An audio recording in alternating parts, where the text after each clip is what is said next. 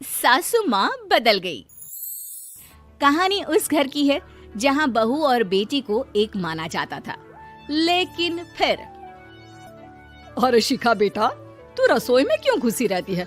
जा, रोटी मैं बना लूंगी। नहीं नहीं माँ जी, आप बैठिए, बस सारा खाना बन ही गया है। श्वेता को बोल देती हूँ, वो खाना लगा देगी सबका। सॉरी भाभी, मेरे पास वक्त नहीं है। माँ, मुझे पैसे देना, पार्लर जाना है। हाँ हाँ चली जाना, भाभी को भी ले जाना। वो भी जाने को बोल रही थी पार्लर, पर पहले ना मदद कर दे उसके खाना लगाने में। देख माँ, वो बहू है, उसे बहू रहने देना, इतना सर पर मत चढ़ा भाभी को। श्वेता, ज्यादा मत बोला कर। बहू और बेटी में कोई फर्क नहीं होता है। जा जाकर काम कर। ननद को माँ का भाभी से इस तरह प्यार करना बिल्कुल अच्छा नहीं लगता। वो बार बार किसी न किसी तरह माँ को भाभी के खिलाफ भड़काती रहती, लेकिन कोई फायदा ना होता।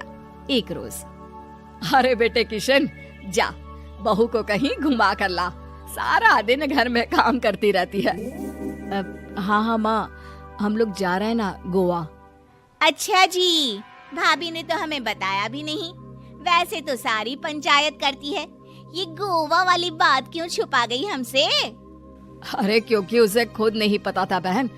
मुझे टिकट सस्ती मिल रही थी तो मैंने बुक कर दिया। हाँ शिखा, पैकिंग कर ले, संडे हम जा रहे हैं गोवा। दोपहर में शिखा पैकिंग कर रही थी कि सास आ जाती है। ये क्या बहू, साड़ियाँ? अरे गोवा जा रही है घूमने या फिर शादी में मायके हैं? माँ जी, ऐसा कुछ है ही नहीं, समझ में नहीं आ रहा क्या रखूं कपड़े में। अरे तेरी और श्वेता की साइज तो एक ही है, उसके कुछ मॉडर्न कपड़े ले ले, आकर लौटा देना। हाँ माँ जी, ये ठीक रहेगा। शिखा श्वेता के पास जाती है और उससे कपड़े मांगती है। ना जी ना, मैं अपने कपड़े ना दूं, वैसे भी फैल जाएंगे मेरे कपड़े, बहुत महंगे वाले हैं। शिखा मुंह लटकाकर कमरे में आ जाती है तो सास कहती है, चल तैयार हो जा, तुझे मैं शॉपिंग करा कर लाती हूँ गोवा की। बस फिर क्या था, सास बहू निकल जाते हैं मार्केट और एक से बढ़कर एक ड्रेस खरीद कर घर आते हैं। पहले बता देती कि नए कपड़े दिलाने वाली है भाभी को, तो मैं अपने ही दे देती ना भाभी को, मुझे दिला देती नए कपड़े। देख श्वेता, परिवार का मतलब सबके साथ रहना होता है, ना कि सिर्फ अपना सोचना। वैसे भी तुझे अच्छे संस्कार सीखने चाहिए। और रही बात कपड़ों की, तो शिखा, आज से घर पर भी तू मॉडर्न कपड़े ही पहनेगी। कोई जरूरत नहीं है ये साड़ी वाड़ी लपेटने की। अब क्या था, घर पर श्वेता और शिखा एक जैसे रहते। एक बार पड़ोसन आती है। अरे बेटा, अपनी माँ को तो बुलाना जरा, बात करनी है। शिखा सास को बताती है और रसोई में चली जाती है। ये आपकी बेटी बहुत बड़ी हो गई है, इसके लिए एक रिश्ता है, कहो तो बता दूं। ये बेटी नहीं बहू है, घर में सब एक जैसा ही रहता है। वैसे मेरी बेटी भी बड़ी हो गई है, कोई रिश्ता हो तो जरूर बताना। पड़ोसन रिश्ता लेकर उन लोगों के घर आती है। तब श्वेता की होने वाली सास कहती है, तो ये घर है, कितने मंजिल का है? और ये बहू ने आपकी क्या पहन रखा है, जीन्स टॉप? अरे भाई, साड़ी वाड़ी नहीं है क्या इसके पास? देखिए, सर्दी है तो साड़ी में बहू कैसे मैनेज करती, वैसे पहनती है साड़ी भी। देखिए, हम लोग ठहरे पैसे वाले लोग, कोई कमी नहीं है हम लोगों के पास पैसों की, बहुत पैसे हैं, जमीन, नौकर चाकर, कार, सब कुछ है, लेकिन घर में संस्कारी बहू चाहिए। समझ रही हैं ना आप? सास कुछ कहती कि श्वेता बोल पड़ती है, हाय रे, नौकर चाकर से लेकर जमीन, कार, पैसा, हाँ हाँ मुझे रिश्ता मंजूर है मुझे। अरे रुक जा श्वेता, मैं बात कर रही हूँ ना। देखिए, हम लोगों के घर इतनी आजादी नहीं मिलेगी। अरे हाँ कर देना माँ, हाँ कर दे जल्दी से। सास क्या करती, बेटी की शादी ऐसे घर में कर देती है जहाँ ना उनके विचार मिलते हैं और ना ही आचार। शादी के बाद एक रोज फोन पर, श्वेता बेटा, एक बार घर आ जा, बहुत दिल करता है तुझे देखने का।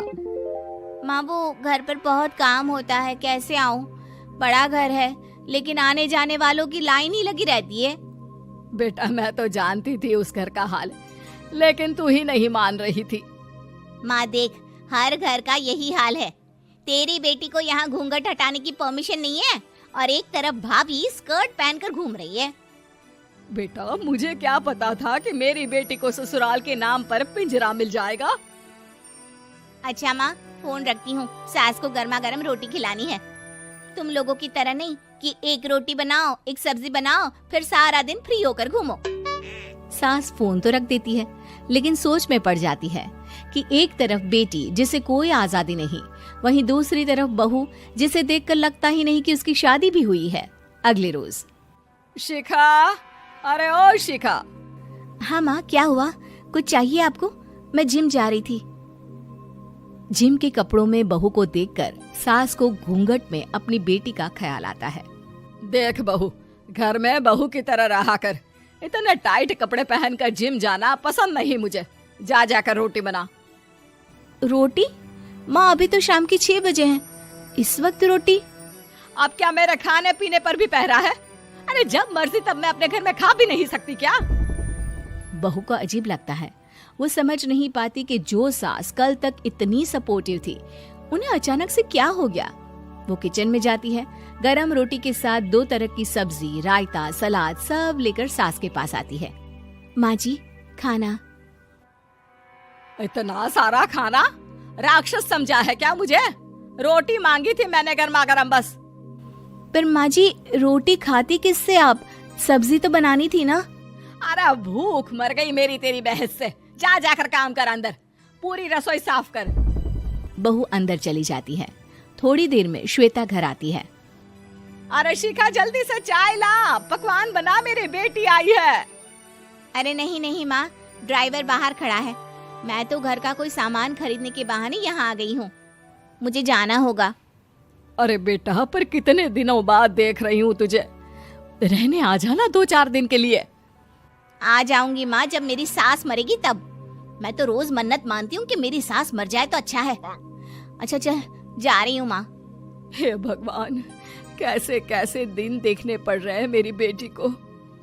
सास अंदर जाती है, जहाँ श्वेता की जिम वाली सहेली का फोन आया होता है। क्या बात है, आज जिम नहीं आई? अरे पता नहीं यार, आज माँ को क्या हो गया अचानक। पर खैर कोई नहीं, लगता नहीं कि मैं अब जिम आ पाऊंगी। शिखा स्पीकर पर बात कर रही थी, जिसे सास सुन रही थी। यार ये सास ना होती ही ऐसी है। मैं तो कहती हूँ बुढ़िया जल्दी मरे और तू आराम से जिए। शिखा को सहेली की बात पर गुस्सा आ जाता है। माँ के मरने की कौन सा बच्चा दुआ मांगता है मोहिनी? आगे से ऐसी बात मेरे सामने मत करना। हमारे घर की शोभा ही माँ है। क्या हुआ जो थोड़ी सख्ती दिखा रही है? उसमें भी कोई ना कोई उनकी भलाई ही होगी। मैं तो कहती हूँ भगवान मेरे जैसी सास सबको दे, जो सिर्फ माँ की तरह है। सास वाली तो कोई बात ही नहीं है उनमें। सास ये बात सुन रही थी। उनकी आंख में आंसू आ जाते हैं कि क्यों वो बेटे की किस्मत में बहू को भी भागीदार बना रही थी।